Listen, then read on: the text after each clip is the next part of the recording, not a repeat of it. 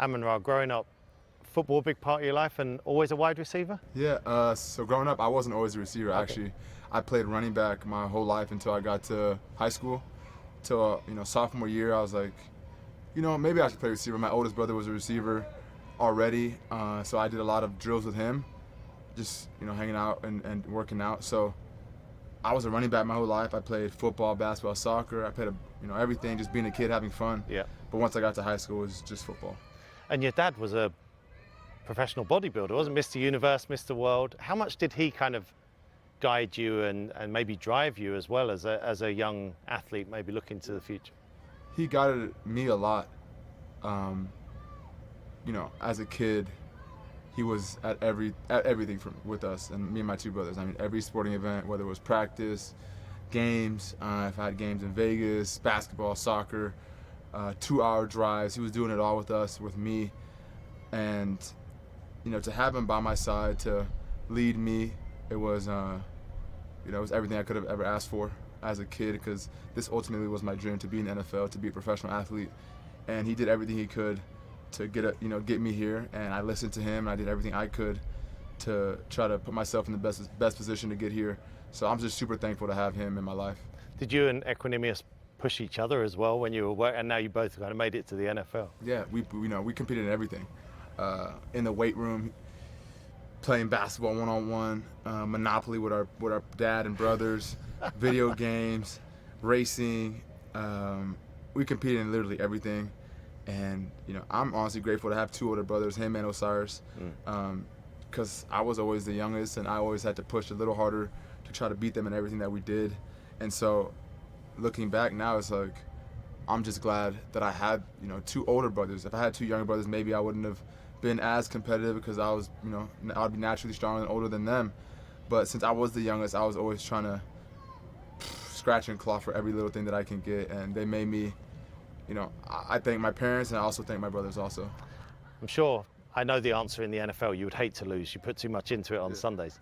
Was it the same with Monopoly, or did you kind of just go, oh, okay, it's fine? Or are you a bad loser? I'm a horrible, terrible loser.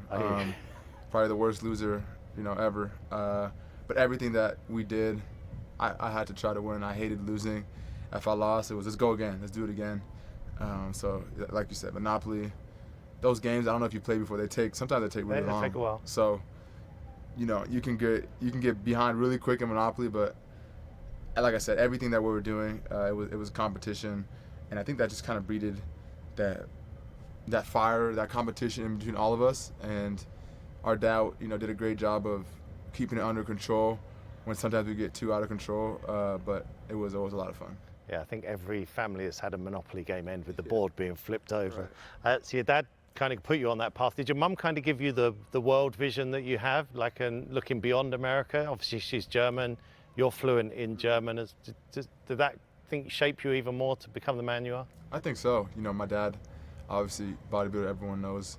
He was, kind of our trainer and everything. But my mom, on the flip side, was, you can say, our trainer in the classroom. Yes. She was, we took the SAT in French, German, and English. We, on our way to school, we're reading a German book so we can read, write, and speak German.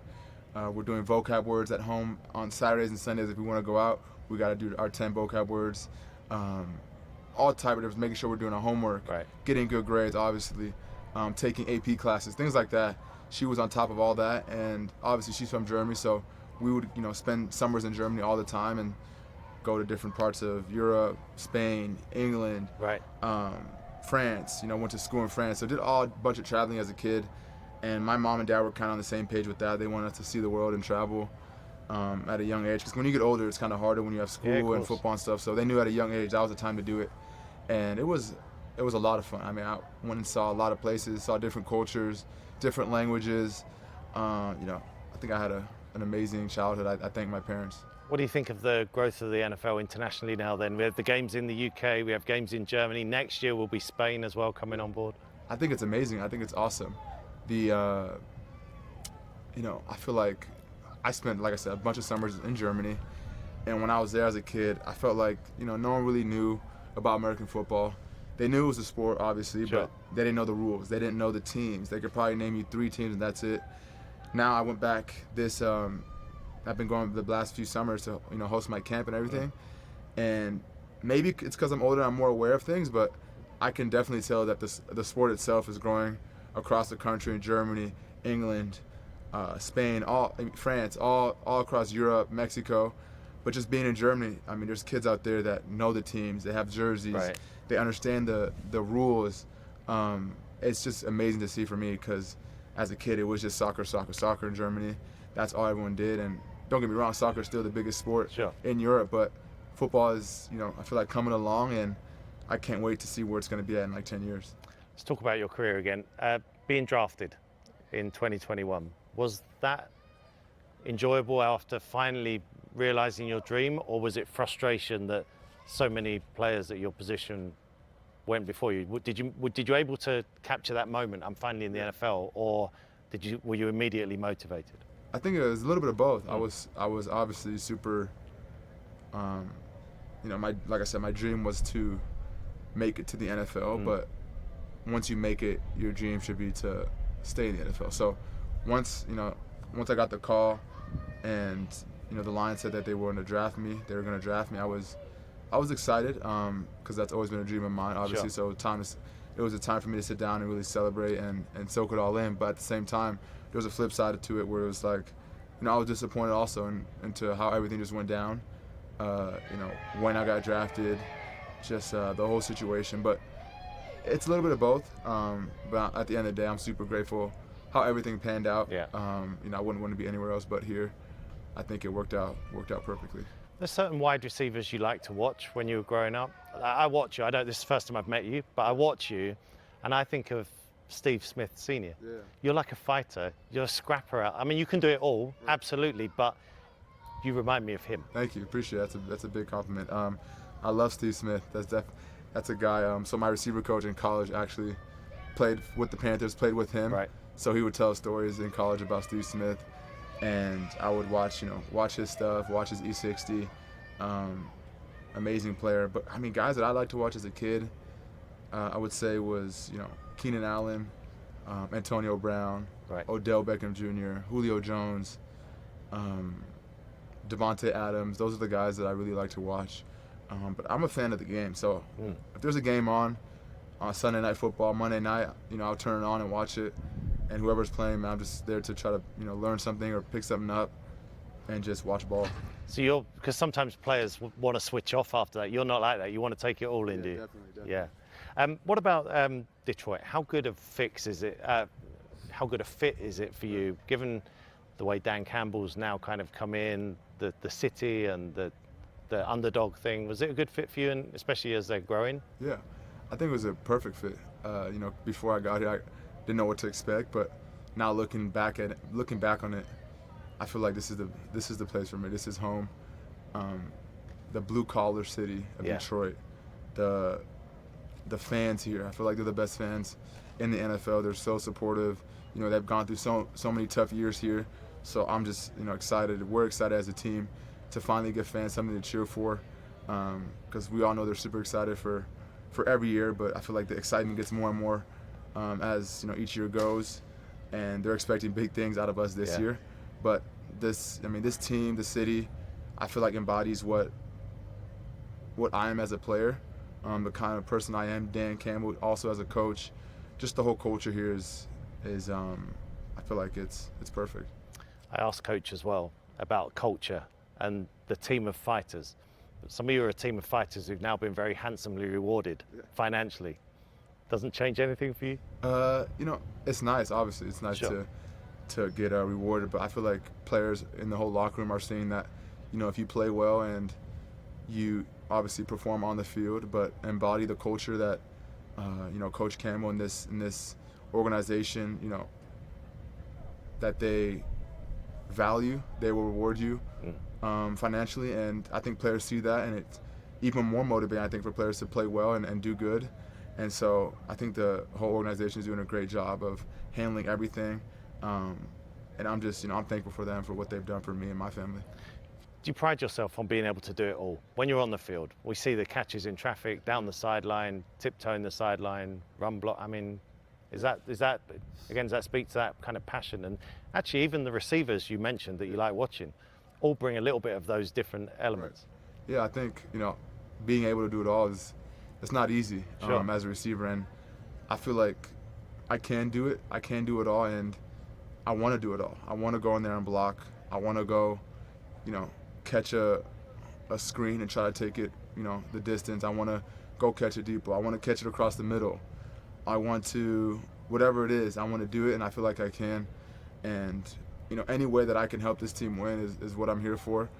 But at the end of the day, I know I can play, and I know I'm pretty good. So I want to go out there and make plays and, like I said, help this team win. That's the biggest thing. But if I can do it all, let's do it all. Obviously, I might get tired every now and then, come out the game. But if I can keep my endurance up and stay on the field as much as I can and help my team win, that's the goal. You do remember to have fun along the way. We noticed that with the touchdown celebrations, some of the dances in the end zone.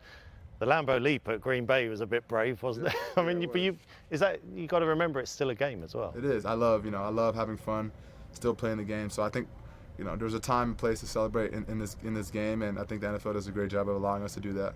So when I score, before the games, I always have me and my teammates talk about what we want to do if we score, our celebration, whether it's a group celebration, solo celebration, but you always got to have a plan when you score. So that's always that's probably the most fun part for me is being able to celebrate and show my character. Yeah, because there are kids that might then do that in their youth. I mean, that must impress. You must make an impact on you when kids might do some of your celebrations, because that's fun as well, isn't it? It is. It's awesome. Because I remember being a kid and watching the NFL, and I always wanted to see what players did when they scored. And Odell was a guy that was always celebrating when he was on the Giants, and I just loved that about his game because it was like every time he scored it was something else, and everyone was looking forward to his celebration. So that was something that when I got to the league, because in college you can't really celebrate, they'll throw a flag, but NFL, they'll let you celebrate. And so that was something that I wanted to make sure that I always did when I score. Coach talked about this team having a target on its back. Do you embrace that? Do you take that challenge on? I think we embrace it. I think it's something that, obviously it's a compliment. If you have a target on your back, that means you probably had a pretty good season the year before. You got a pretty good team coming up. So we understand that. We know our roster is pretty good. But at the end of the day, last year was last year. It's a completely new year. Yeah. We might only win one game next year. Who knows? Or this year. So we have to put the work in. We got to restart everything and do more than we did last year. If we do the same thing and expect different results, it's kind of crazy. So we got to do more. We got to be better and have fun doing it. Your incredible numbers last year, while carrying some injuries and some illness, does that make you think, what could the ceiling be? Or do you try not to think about numbers too much? No. I think about, obviously, I feel like every player has goals and has numbers, but I have missed, I missed a game last year, missed a game the year before, so I'm just trying to stay as healthy as I can this year, not miss a game, be there for my guys, for my teammates, help us win, each and every game. That's a big goal of mine, is to just be healthy and be out there, because your availability is your best ability at the end of the day. And so, injuries happen in this game, everyone knows that, but if you can minimize them and be as healthy as you can going into the playoffs, those teams that are the healthiest usually play the best towards the end. Last one. As a child, did you allow yourself to dream of playing in a Super Bowl, winning a Super Bowl? Do you allow yourself to dream that now? And what would it mean to the fans here? Yeah, I feel like as a kid, we watch the Super Bowl every year at our family friend's house, and I wouldn't say that I imagined playing in the Super Bowl when I was that young, but as I got older and then got to the league, I did start to think, what would it be like to play in the Super Bowl? And then last year we got so close, so that's definitely right now for me, it's a dream of mine to play in the Super Bowl and win the Super Bowl. I feel like our whole team wants that so bad.